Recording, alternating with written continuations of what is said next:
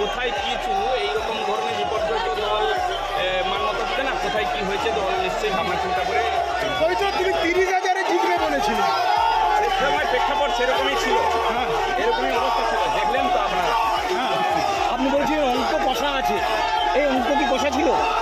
একেবারে শুনো, এখন পর্যন্ত যেটা তাতে তো সারা রাজ্যের যে প্রেক্ষাপট তৈরি হয়েছে তাই অনুযায়ী মোটামুটি তো লড়াইটা হয়েছে।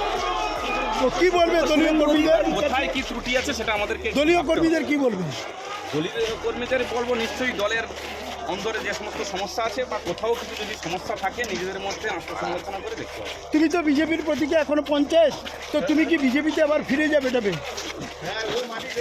এসব ব্যাপারে কোনো নেই আর, হ্যাঁ, এসব ব্যাপারে কোনো মন্তব্য তুমি কি ভাবছিলে আর তো হারবে? কেউই ভাবে না, যখন যে লড়াইয়ে নামে কেউই ভাবে না জয়লাভই করবো। এখন তোমার বিপক্ষ প্রার্থী জয়ী হয়েছে, তার উদ্দেশ্যে কি বলবে? নিশ্চয়ই আমরা চাইবো মানে রাজ্যে ভালো কাজ করার জন্য, আমরা চাইবো মানুষের জন্য কাজ করার জন্য বলবো। আপনারা জেলার ব্যাপারে অনেকটা কনফিডেন্ট ছিলেন, কোন জায়গায় আপনাদের কাছে মানুষ পাশে দাঁড়ানোর বলে মনে করছেন? ভ্যাকসিন বাংলা হান্টের আরও খবর দেখতে নজর রাখুন। বাংলা খবর মানেই বাংলা হান্ট।